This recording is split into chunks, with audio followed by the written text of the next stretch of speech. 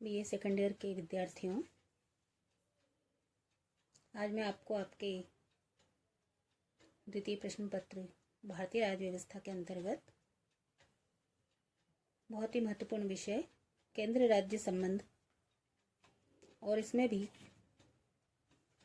भारतीय संघ में केंद्र राज्य प्रशासनिक संबंधों के बारे में चर्चा करना चाहूँगी। इससे पूर्व हमने प्रशासनिक संबंधों के अंतर्गत राज्यों के ऊपर संघीय नियंत्रण के उपाय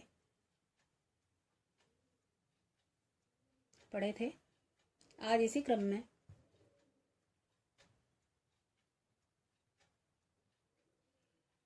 भारत में संघ और राज्यों के बीच प्रशासनिक संबंध निर्धारित करने वाले उपबंधों को दो वर्गों में विभाजित करके हम अध्ययन करेंगे। पहला है राज्यों के ऊपर संघीय नियंत्रण के उपाय और दूसरा है राज्यों में परस्पर सौजन्य स्थापित करने के उपाय। सर्वप्रथम हम राज्यों के ऊपर संघीय नियंत्रण के उपाय के बारे में चर्चा करेंगे, जिसमें है सर्वप्रथम राज्य सरकारों को निर्देश देना। केंद्र द्वारा राज्य सरकारों को निर्देश आदर्श संघीय व्यवस्था के प्रतिकूल है, लेकिन 1935 के भारतीय शासन अधिनियम में इस पद्धति को अपनाया गया था और उसी के आधार पर नवीन संविधान में इसे अपनाया गया। अनुच्छेद 256 के अनुसार राज्य की कार्यपालिका शक्ति का प्रयोग इस प्रकार होगा कि संसद द्वारा निर्मित कानूनों का पालन सुनिश्चित रहे।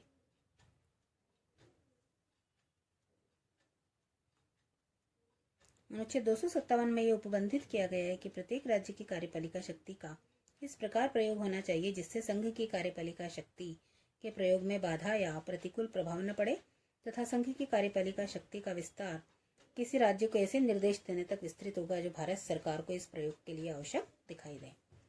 दूसरा है राज्य सरकारों को संघीय कृत्य सौंपना।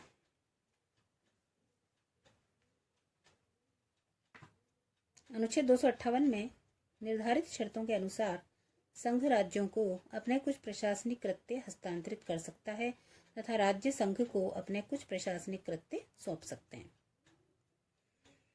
तीसरा जो प्रमुख उपाय है कि अखिल भारतीय सेवाएं।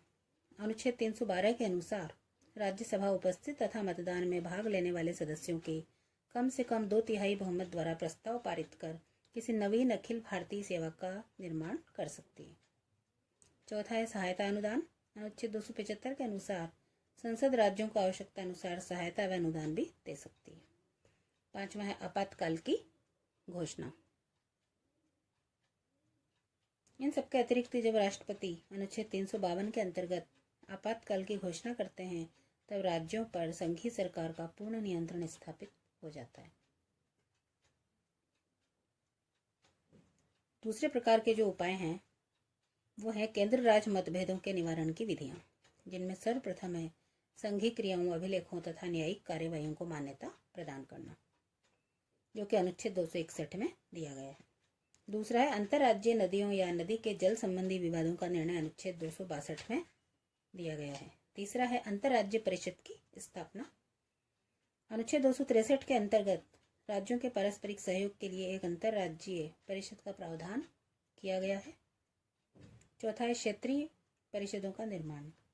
क्षेत्रीय परिषदों का निर्माण भी किया जा सकता है। व्यवहार में संपूर्ण भारत को 5 क्षेत्रों में विभक्त किया गया है और प्रत्येक क्षेत्र के लिए एक क्षेत्रीय परिषद है।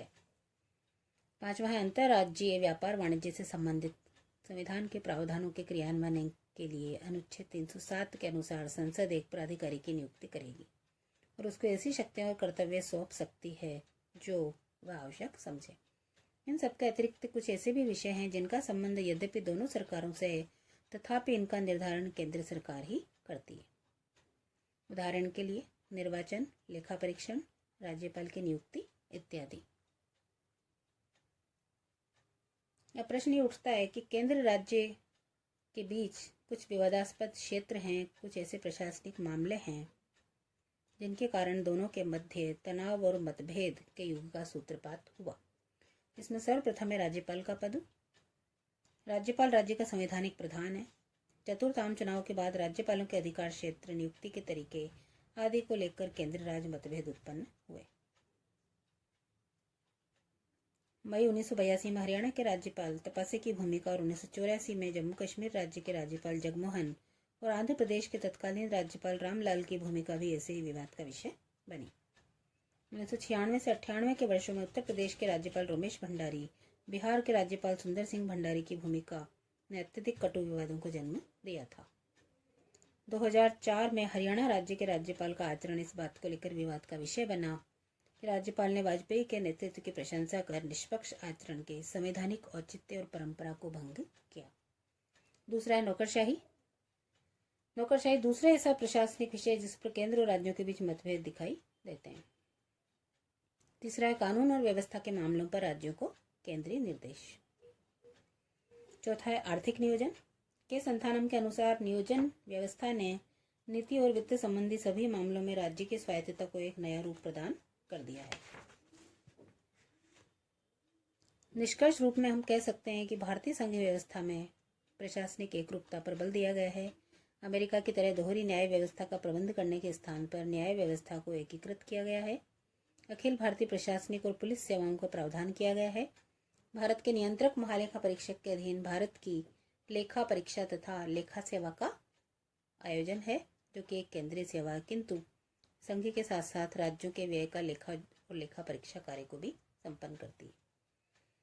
केंद्रीकरण की विद्यमान प्रवृत्ति के बावजूद भी प्रशासकीय स्वरूप वाले भारतीय संघ के घटक राज्यों के हाथों में देश का शासन आज भी बहुत बड़ा भाग है। वस्तुतः राष्ट्रीय एकता और तीव्र विकास के लिए केंद्रीय सरकार का पर्याप्त शक्तिशाली होना आवश्यक है, लेकिन इसके साथ ही यह आवश्यक है कि केंद्र द्वारा राज्यों के संबंध में अपनी शक्तियों का प्रयोग संविधान की भावनाओं के आधार पर ही किया जाए। धन्यवाद।